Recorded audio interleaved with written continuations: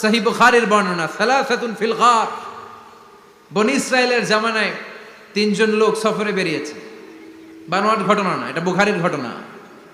সফরে বেরিয়েছে, মরুভূমির মাঝখানে প্রতিমধ্যে প্রচন্ড তুফান আর বৃষ্টি।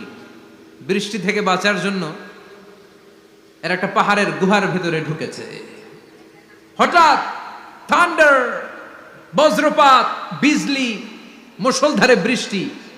বৃষ্টির পানিতে পিচ্ছিল হয়ে উপর থেকে বিশাল প্রকাণ্ড একটা পাথরের খণ্ড এসে গুহার মুখের মধ্যে আটকে গিয়েছে।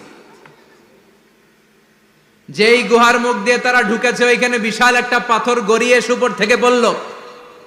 অন্ধকার, ভিতরে কোনো আলো নাই, কোনো জনমানব নাই, বাঁচানোর কেউ নাই, কিচ্ছু দেখা যায় না, ঘুটঘুটে অন্ধকার। বাইরে থেকে আলো আর অক্সিজেন যে আসবে ওই সুযোগটাও নাই। তিনজন বুঝে গেল আমাদের মৃত্যু এখানেই হবে, আমাদের কঙ্কালগুলো শত শত বছর এখানে পড়ে থাকবে, কেউ উদ্ধারের জন্য আসবে না। ঠিক কি না? বাঁচানোর কেউ নাই, অক্সিজেন যতটুকু আছে কিছুক্ষণ পরে এটাও শেষ হয়ে যাবে। তিনজনের একজন বলল আমাদের বাঁচানোর কেউ নাই, একজন ছাড়া তিনি কে? আমাদের তিনজনের জীবনের এমন কোন নেক আমল আছে কিনা যেটা দিয়ে আল্লাহর কাছে দোয়া করা যায়? কার জীবনে কি নেক আমল আছে যেই নেক আমলটা দুনিয়ার কোনো মানুষকে দেখানোর জন্য করা হয় নাই, শুধু করা হয়েছে কার জন্য? এরকম কোন নেক আমল থাকলে দোয়া করা শুরু করো, এছাড়া আমাদের বাঁচার কোনো উপায় নাই। একজন দোয়া করা শুরু করলো, হাদিসে লম্বা একটা হাদিস, আমি সরল বঙ্গানুবাদ শোনাচ্ছি। একজন দোয়া করা শুরু করলো, একজন বলতে শুরু করলো, আল্লাহুম্মা কানা লি আবাওয়ান শাইখান কাবীরান। ও আল্লাহ, আমার বৃদ্ধ বৃদ্ধা মা বাবা ছিল, আমি পেশায় ছিলাম রাখাল, প্রতিদিন রাখালগিরি করার পরে, ছাগলের দুধ দোহন করার পরে যখন বাসায় ফিরে আসতাম, সবার আগে আমি আমার আব্বা আম্মারে দুধ খাওয়াতাম। আব্বা আম্মাকে দুধ খাওয়ানোর পরে আমার সন্তানদের মুখে, আমার স্ত্রীদের মুখে আমি দুধ তুলে দিতাম। একদিন আমার আসতে দেরি হয়ে গেল, এসে দেখি আব্বা আম্মা ঘুমিয়ে গেছে। দুধের বাটি নিয়ে আমি আব্বা আম্মার মাথার সামনে দাঁড়িয়ে রইলাম। মনে মনে ভাবলাম, আব্বা আম্মা যখন ঘুম থেকে জাগবে, আব্বা আম্মারে আগে আমি দুধ খাওয়াবো, তারপরে ছেলে মেয়েরে খাওয়াবো, স্ত্রীদেরকে খাওয়াবো। দাঁড়িয়ে রইলাম, আমার ছেলে মেয়েরা এসে আমার কাছে বলল, আব্বা খাবার দাও। আমি দেই নাই। ক্ষুধার জ্বালায়, ক্ষুধার যন্ত্রণায় পাগল পড়া হয়ে আমার কলিজার টুকরা ছেলে মেয়েগুলো আমার পায়ের মধ্যে পড়ে কাঁদতে লাগলো, আব্বা একটু দুধ দাও, ক্ষুধা লেগেছে। ও আল্লাহ, আমি দেই নাই। ফজর পর্যন্ত দাঁড়িয়ে রইলাম। ফজরের সময় যখন আব্বা আম্মা ঘুম থেকে উঠলেন, সবার আগে আব্বা আম্মারে দুধ খাওয়ালাম, তারপরে ছেলে মেয়েদের মুখে তুলে দিলাম। ও আল্লাহ, ও আল্লাহ, ওই দিনে সারা রাতটা আমি দাঁড়িয়ে আব্বা আম্মার জন্য যে দাঁড়িয়েছিলাম, দুনিয়ার কাউরে দেখানোর জন্য নয়, শুধু তোমারে খুশি করার জন্য। ওই রাতের ইবাদতটা যদি তোমার কাছে পছন্দ হয়, ফাফাররিজ আন্না মা নাহনু ফি, আজকে যেই বিপদে আমরা আছি, বিপদ থেকে তুমি বাঁচাও। বলার সাথে সাথে 1/3, 1/3 পাথরটা ডান দিকে সরে। সুবহানাল্লাহ পড়বেন না? এবার বাইরে থেকে আলো আসতে শুরু করেছে, অক্সিজেন ঢুকতে শুরু করেছে, তাদের মনের মধ্যে স্বস্তি ফিরে এসেছে। এবার দ্বিতীয় জন দোয়া শুরু করলো, আল্লাহ, আমার এক চাচাতো বোন ছিল, এত সুন্দরী, আমার জীবনে এত সুন্দরী নারী আমি দেখি নাই, এত সুন্দরী নারী। ওয়া কুনতু উহিব্বুহু বিআশাদ্দি মা ইউহিব্বুর রিজাল আন নিসা, একজন পুরুষ একজন নারীকে যত ভালোবাসতে পারে, আমি ঠিক ততটা ভালোবাসতাম আমার এই সুন্দরী কাজিনকে, চাচাতো বোনকে। কিন্তু আমার মনের কথা আমার চাচাতো বোনরা আমি বুঝাতে পারি নাই।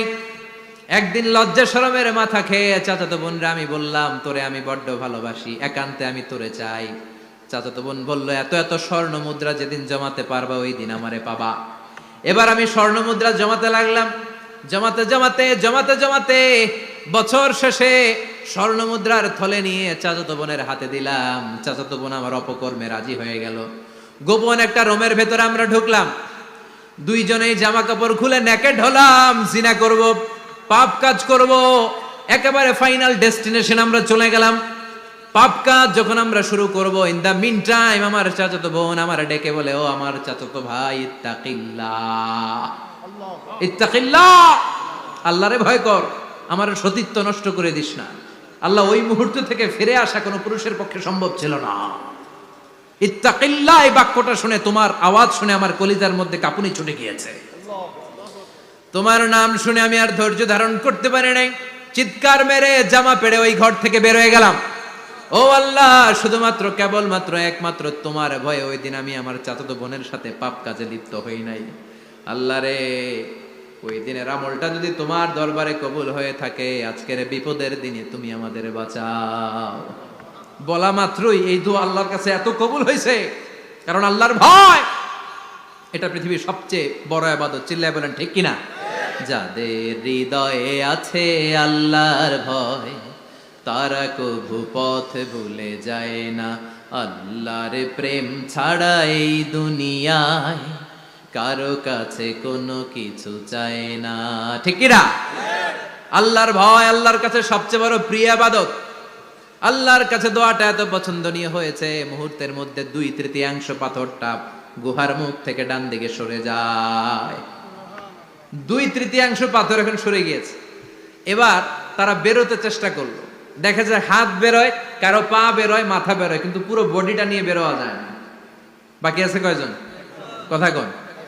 এবার 3 নাম্বার লোক দোয়া করতে শুরু করেছে, আল্লাহ ইন্নী ইস্তাজারতু উজারা ফাদাফাতু সামানাহুম। আল্লাহ, আমি অনেকগুলো শ্রমিক ভাড়া করেছিলাম, তাদেরকে দিয়ে কাজ করিয়ে তাদের ঘাম শুকিয়ে যাওয়ার আগে প্রত্যেকটা শ্রমিকের পারিশ্রমিক আমি দিয়ে দিয়েছি। সবগুলো শ্রমিক আমার কাছ থেকে পারিশ্রমিক বুঝে নিয়েছে, একজন ছাড়া। একজন না নিয়ে চলে গেছে। তার টাকা তারে আমি বুঝাই দিতে পারি নাই। তার রেখে যাওয়া টাকা দিয়ে আমি কয়েকটা ছাগল কিনলাম। ওই ছাগল পালতে পালতে বাচ্চা দিল, আরো বাচ্চা দিল, দিতে দিতে বিশাল ছাগলের ডেইরি ফার্ম বানালাম। 1 যুগ পরে ওই শ্রমিক এসে বলে, হে আমার মালিক, 12 বছর আগে তোমার কাছে কাজ করেছিলাম, টাকা কিন্তু নেই নাই, টাকা দাও। আমি বললাম, ওই যে বিশাল ছাগলের বড় একটা ডেইরি ফার্ম দেখা যায়, পুরো ডেইরি ফার্ম তোমার, ডেইরি ফার্মটা তুমি নিয়ে যাও। শ্রমিক আমারে বলতে লাগলো, তাস্তাজিউ মিন্নি, আমার সাথে ঠাট্টা করো নাকি? একদিনের পারিশ্রমিক দিয়ে ডেইরি ফার্ম হয় নাকি? যতটুকু টাকা তোমার কাছে আমি 12 বছর আগে পেতাম, ততটুকু দিলেই চলবে। তারে আমি বুঝিয়ে বললাম, তোর টাকা দিয়ে ছাগল কিনেছি, ছাগলের ব্যবসা করে ডেইরি ফার্ম বানিয়েছি, একটার পর একটা ছাগল বাচ্চা দিতে দিতে আজকে হাজার হাজার ছাগলের এই ডেইরি ফার্ম, পুরো ডেইরি ফার্মটা আমি তোরে দিয়ে দিলাম। বলা মাত্র ওই শ্রমিকটা ডেইরি ফার্ম নিয়ে চলে গেল।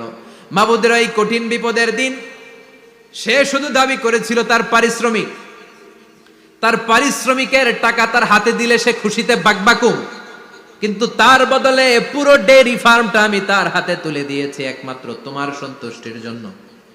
ওই দিনের আমলটা যদি তোমার দরবারে একটুও ভালো লেগে থাকে রে মাওলা, আজকের কঠিন বিপদ থেকে বাঁচাও। বলতে দেরি মুহূর্তের মধ্যে বিশাল পাথর খণ্ডটা গুহার মুখ থেকে ডান দিকে সরে যাও।